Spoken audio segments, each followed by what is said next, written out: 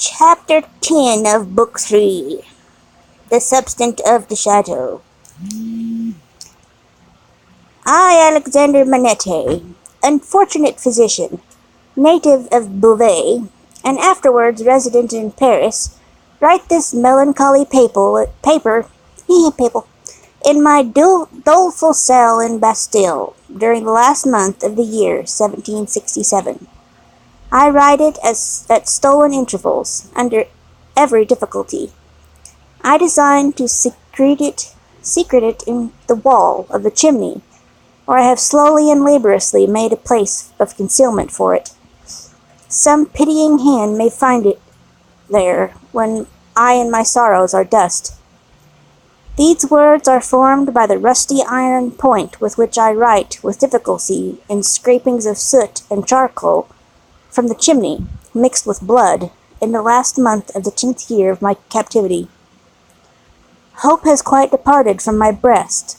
I know, from terrible warnings, I have noted in myself that my reason will not long remain unimpaired. But I solemnly declare that I am at this time in possession of my right mind, that my memory is exact and circumstantial, and that I write the truth as I shall answer for these my last recorded words, whether they be ever read by men or not, at the eternal judgment seat. One cloudy moonlit night, in the 3rd week of December, I think the 22nd of the month, in the year 1757, I was walking on a retired part of the quay, by the Seine, for the refreshment of the frosty air, at an hour's distance from my place of residence in the street of the School of Medicine, when a carriage came along behind me, driven very fast.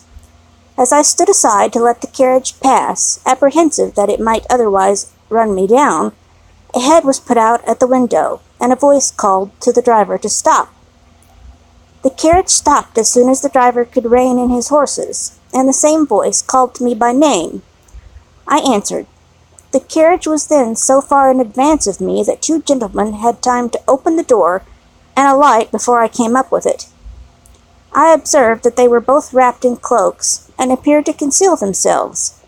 As they stood side by side near the carriage door, I also observed that they both looked of about my own age, or rather younger, and that they were greatly alike in stature, manner, voice, and, as far as I could see, face too. "You are Dr. Manette," said one. "I am." "Dr. Manette, formerly of Beauvais," said the other, "the young physician, originally an expert surgeon, whom within the last year or 2 has made a rising reputation in Paris?" "Gentlemen," I returned, "I am that Dr. Manette of whom you speak so graciously." "We have been to your residence," said the first, "and not being so fortunate as to find you there, and being informed that you were probably walking in this direction, we followed, in the hope of overtaking you. Will you please enter the carriage?" The manner of both was imperious, and they both moved, as these words were spoken, so as to place me between themselves and the carriage door. They were armed. I was not. "Gentlemen," said I, "pardon me, but I usually inquire who does me the honor to seek my assistance, and what is the nature of the case to which I am summoned?" The reply to this was made by him who had spoken second. "Doctor, your clients are people of condition. As to the nature of the case, our confidence in your skill assures us that you will ascertain it for yourself, better than we can describe it. Enough, will you please enter the carriage?" I could do nothing but comply, and I entered in silence. They both entered after me, the last springing in, after putting up the steps. The carriage turned about, and drove on at its former speed. I repeat this conversation exactly as it occurred. I have no doubt that it is, word for word, the same. I describe everything exactly as it took place, constraining my mind not to wander from the task. Where I might make broken marks that follow here, I leave off for the time, and put my paper in its hiding place. The carriage left the streets behind, passed the north barrier, and emerged upon the country road. At 2/3 of a league from the barrier, I did not estimate the distance at that time, but afterwards, when I traversed it, it struck out of the main avenue, and presently stopped at a solitary house. We all 3 alighted and walked, by a damp soft footpath in a garden, where a neglected fountain had overflowed, to the door of the house.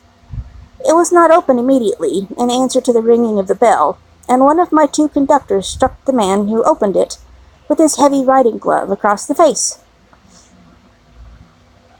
There was nothing in this action to attract my particular attention, for I had seen common people struck more commonly than dogs, but the other of the two, being angry likewise, struck the man in the like manner with his arm. The look of bearing of the brothers were then so exactly alike that I then first perceived them to be twin brothers. From the time of our alighting at the outer gate, which we found locked, and which one of the brothers had opened to admit us and had relocked, I had heard cries proceeding from an upper chamber. I was conducted to this chamber straight, the cries growing louder as we ascended the stairs, and I found a patient in a high fever of the brain lying on a bed. The patient was a woman of great beauty, and young, assuredly not much past 20. Her hair was torn and ragged, and her arms were bound to her sides with sashes and handkerchiefs. I noticed that these bonds were all portions of a gentleman's dress.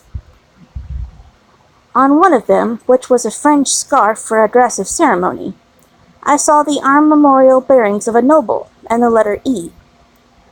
I saw this within the first minute of my contemplation of the patient, for in her restless striving she had turned over on her face, on the edge of the bed, had drawn the end of the scarf into her mouth, and was in danger of suffocation. My first act was to put out my hand to relieve her breathing, and in moving the scarf aside, the embroidery in the corner caught my sight. I turned her gently over, placed my hands upon her breast to calm her and keep her down, and looked into her face. Her eyes were dilated and wild, and she constantly uttered piercing shrieks, and repeated the words, "My husband, my father, and my brother," and then counted up to 12, and said, "Hush!" for an instant and no more. She would pause to listen, and then the piercing shrieks would begin again, and she would repeat the cry, "My husband, my father, and my brother," and would count up to 12, and say, "Hush!" There was no variation in the order, or the manner. There was no cessation, but the regular moment's pause in the utterance of these sounds. "How long," I asked, "has this lasted?" To distinguish the brothers, I will call them the elder and the younger. By the elder, I mean him who exercised the most authority. It was the elder who replied, "Since about this hour last night." "She has a husband, a father, and a brother?" "A brother."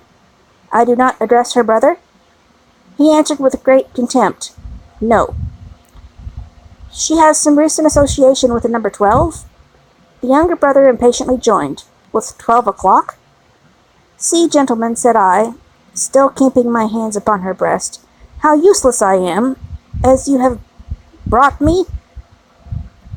I have had... If I had known what I was coming to see, I could have come provided. As it is, time must be lost. There are no medicines to be obtained in this lonely place."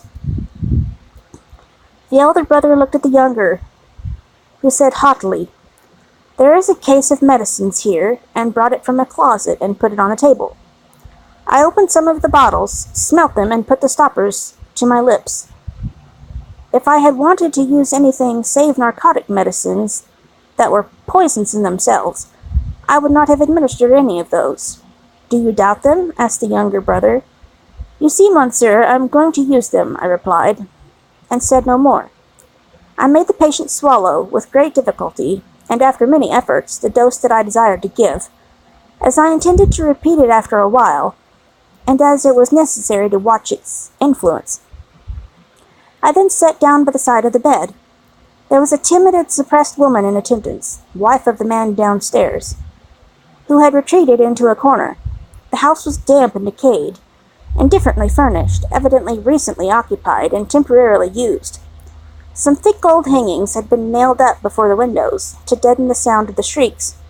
They continued to be uttered in their regular succession, with the cry, "My husband, my father, and my brother," the counting up to 12, and "Hush!" The frenzy was so violent that I had not unfastened the bandages restraining the arms, but I had looked to them, to see that they were not painful. The only spark of encouragement in the case was that my hand upon the sufferer's breast had this much soothing influence, that for minutes at a time it tranquilized the figure. It had no effect upon the cries. No pendulum could be more regular. For the reason that my hand had this effect, I assume, I had sat by the side of the bed for half an hour, with the two brothers looking on before the elder said, "There is another patient." I was startled and asked, "Is it a pressing case?" "You had better see," he carelessly answered, and took up a light. The other patient lay in a back room across a second staircase, which was a species of loft over a stable. There was a slow plastered ceiling to a part of it.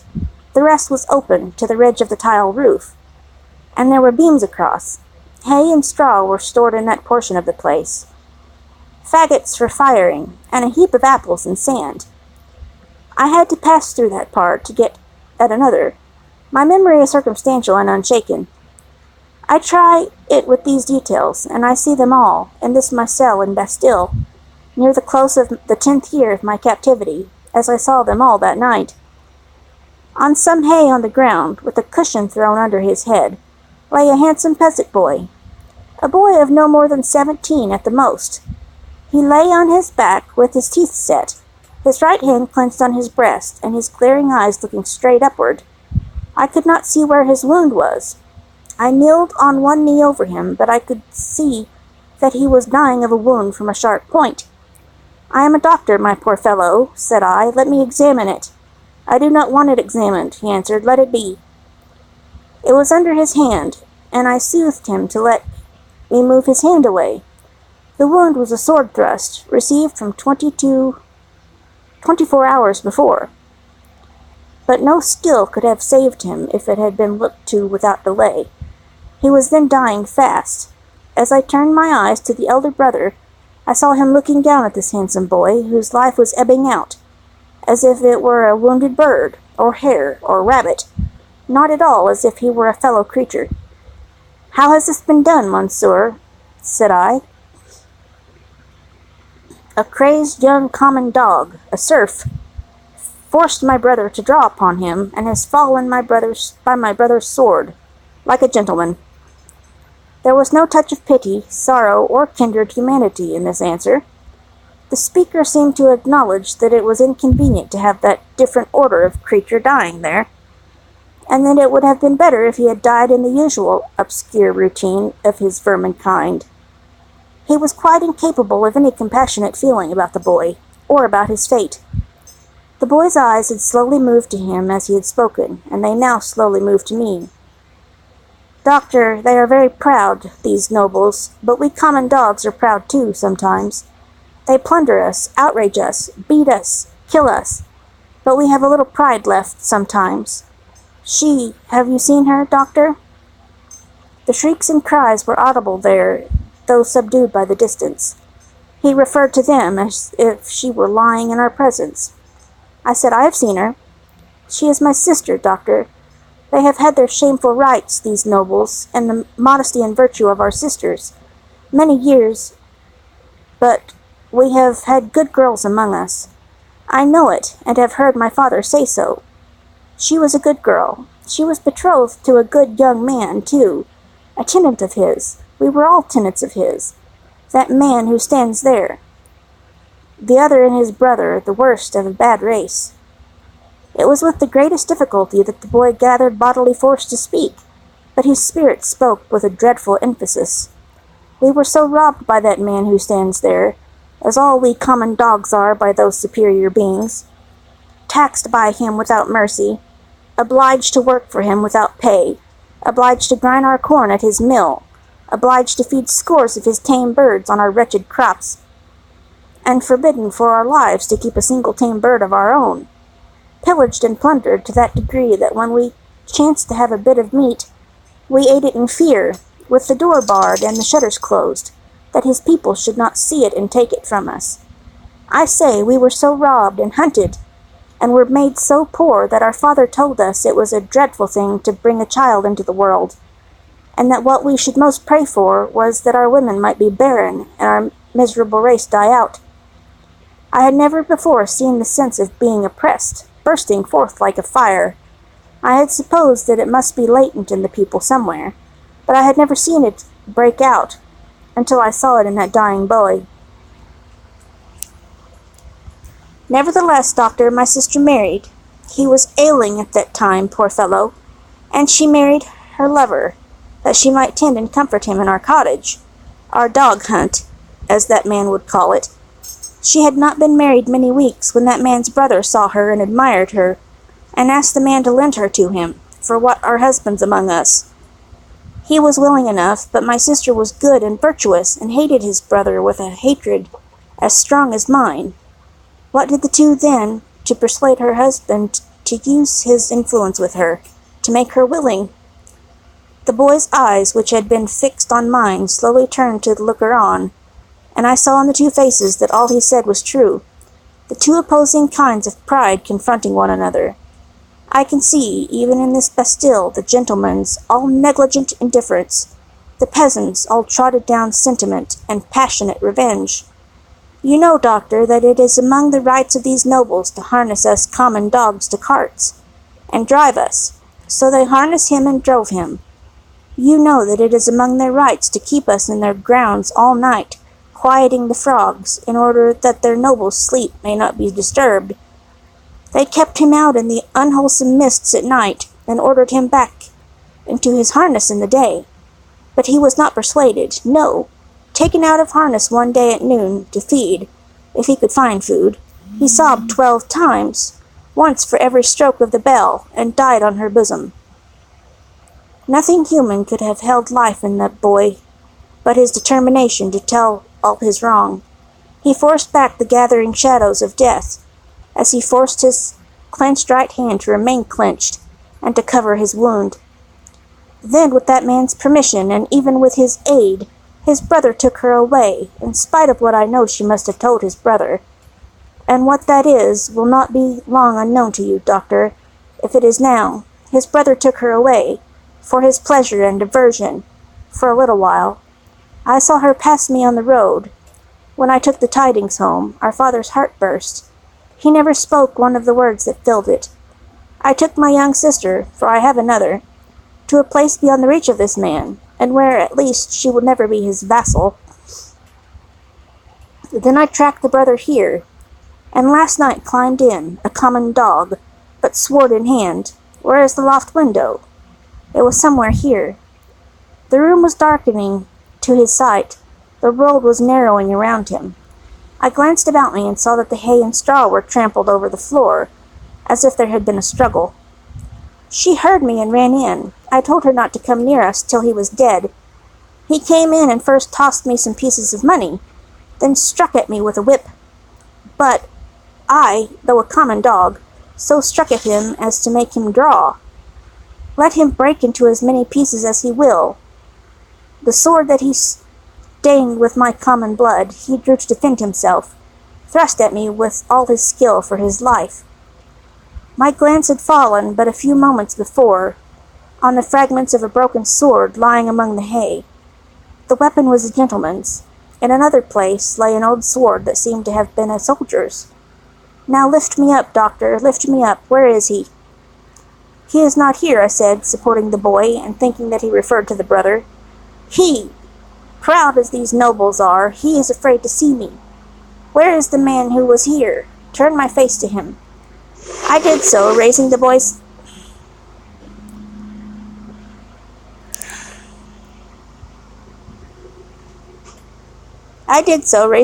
head against my knee, but invested for the moment with extraordinary power. He raised himself completely, obliging me to rise too, or I could not have still supported him. Marquis, said the boy, turning to him with his eyes opened wide and his right hand raised, in the days when all these things are to be answered for, I summon you and yours, to the last of your bad race, to answer for them. I mark this cross of blood upon you, as a sign that I do it. In the days when all these things are to be answered for, I summon your brother, the worst of the bad race, to answer for them separately. I mark this cross of blood upon him, as a sign that I do it. Twice he put his hand to the wound in his breast, and with his forefinger drew a cross in the air. He stood for an instant with the finger yet raised, and as it dropped, he dropped with it, and I laid him down dead. When I returned to the bedside of the young woman, I found her raving in precisely the same order of continuity.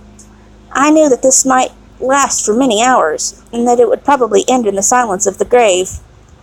I repeated the medicines I had given her, and sat at the side of the bed until the night was far advanced. She never abated the piercing quality of her shrieks, never stumbled in the distinctness or the order of her words. They were always my husband, my father, and my brother. 1, 2, 3, 4, 5, 6, 7, 8, 9, 10, 11, 12. Hush! This lasted 26 hours from the time when I first saw her. I had come and gone twice, and was again sitting by her, when she began to falter. I did what little could be done to assist that opportunity, and by she sank into a lethargy, and lay like the dead. It was as if the wind and rain had lulled at last after a long and fearful storm. I released her arms and called the woman to assist me to compose her figure and the dress she had torn. It was then that I knew that her condition to be the one in whom the first expectations of being a mother have arisen, and it was then that I lost the little hope I had had of her. "Is she dead?" asked the Marquis, whom I was still described as the elder brother, coming booted into the room from his horse. "Not dead," said I, "but like to die." "What strength there is in these common bodies," he said, looking down at her with some curiosity. "There is prodigious strength," I answered him, "in sorrow and despair." He first laughed at my words, and then frowned at them. He moved a chair with his foot near to mine, ordered the woman away, and said in a subdued voice, "Doctor, finding my brother in this difficulty with these hinds, I recommended that your aid should be invited. Your reputation is high, and as a young man with your fortune to make, you are probably mindful of your interest. The things that you see here are things to be seen and not spoken of." I listened to the patient's breathing and avoided answering. "Do you honor me with your attention, doctor?" "Monsieur," said I, "in my profession the communications of patients are always received in confidence."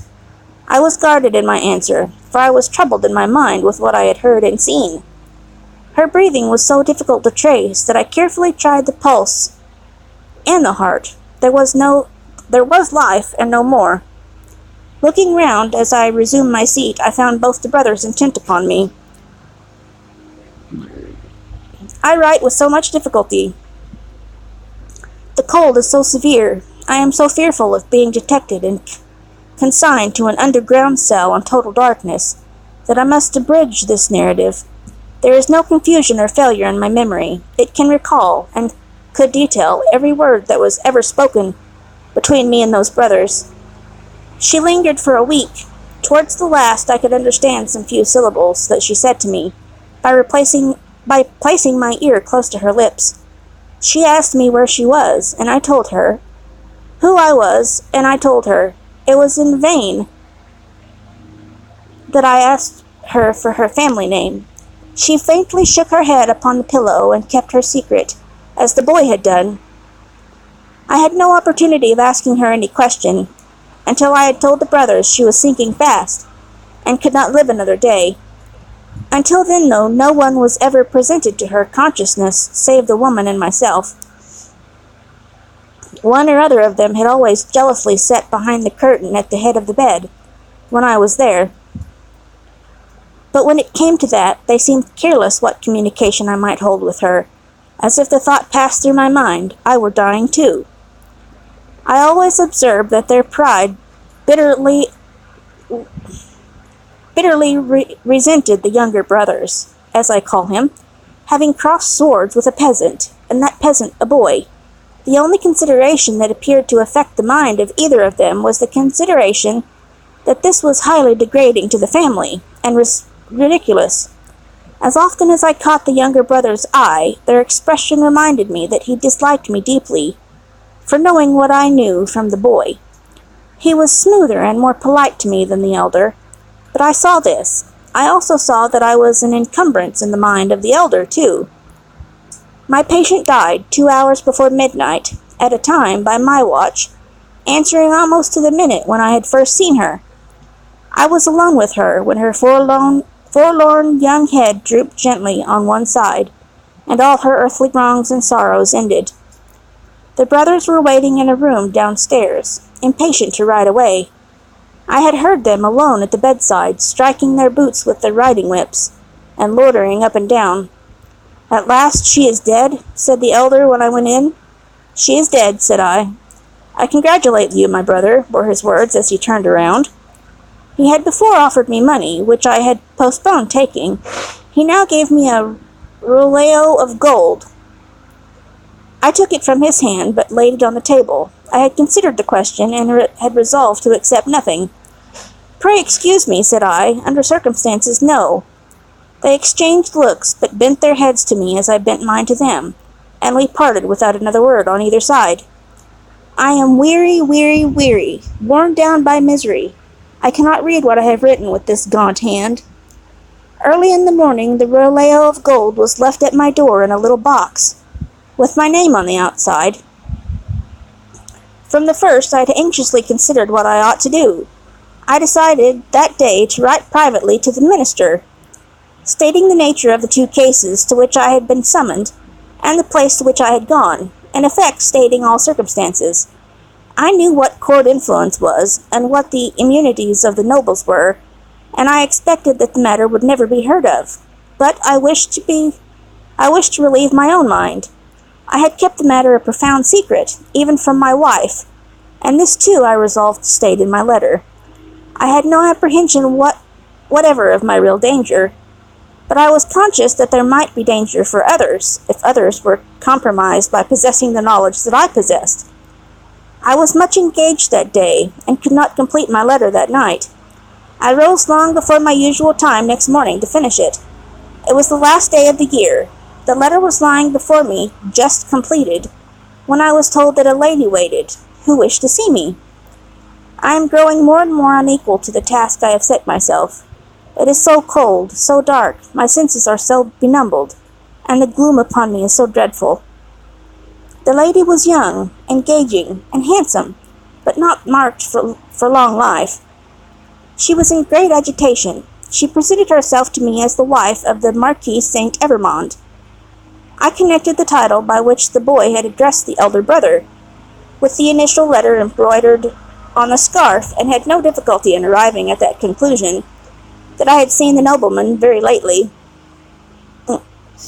My memory is still accurate, but I cannot write the words of our conversation. I suspect that I am watched more closely than I was, and I know not at what times I may be watched. She has in part suspected, and in part discovered, the main facts of the cruel story, of her husband's share in it, and my being resorted to. She did not know that the girl was dead. Her hope had been, she said in great distress, to show her, in secret, a woman's sympathy. Her hope had been to avert the wrath of heaven from a house that had long been hateful to the suffering many. She had reasons for believing that there was a young sister living, and her greatest desire was to help that sister. I could tell her nothing but that there was such a sister. Beyond that I knew nothing. Her inducement to come to me, relying on my confidence, had been the hope that I could tell her the name and the place of abode, whereas to this wretched hour I am ignorant of both.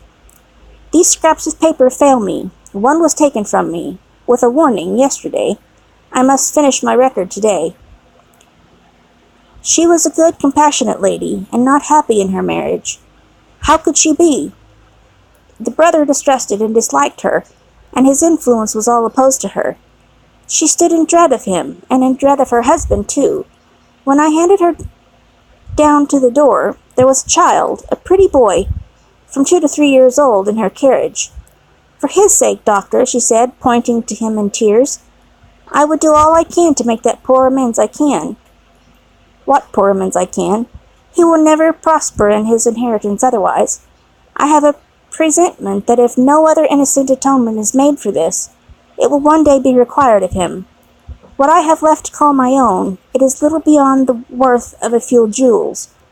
I will make it the first charge of his life to bestow, with the compassion and lamenting of his dead mother, on this injured family, if the sister can be discovered. She kissed the boy and said, caressing him, It is for thine own dear sake. Thou wilt be faithful, little Charles?" The child answered her bravely, "Yes." I kissed her hand, and she took him in her arms, and went away caressing him. I never saw her more.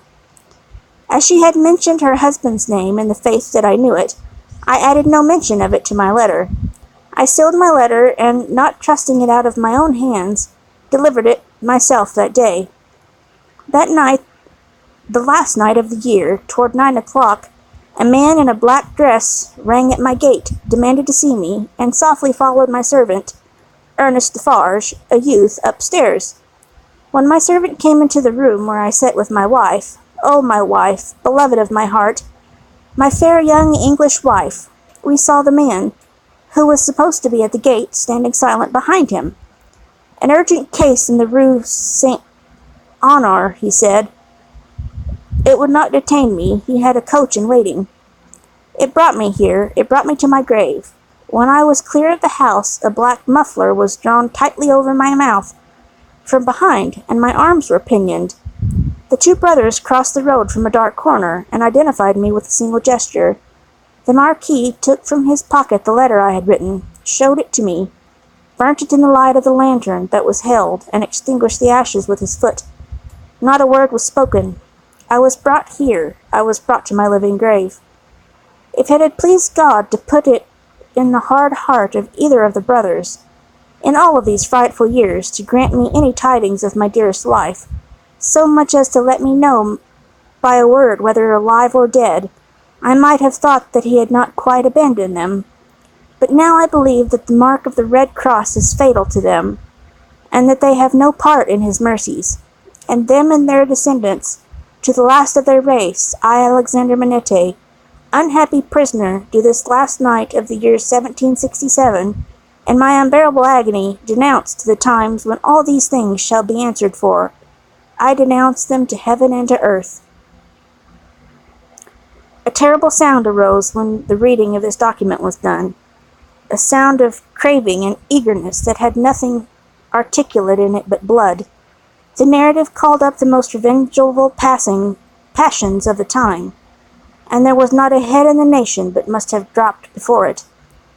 Little need, in presence of that tribunal and auditory, to show how the Defarges had not made the paper public, with the other captured Bastille memorials borne in procession, and had kept it, biding their time. Little need to show that this detested family name had long been anathematized by Saint Antoine. Antoine, I don't even know how to say that yet, and was wrought into the fatal register. The man never trod ground whose virtues and services would have sustained him in that place that day against such denunciation. And all the worse for the doomed man, that the denouncer was a well-known citizen, his own attached friend, the father of his wife. One of the frenzied aspirations of the populace was, for imitations of the questionable public virtues of antiquity, and for sacrifices of self-immolations on the people's altar.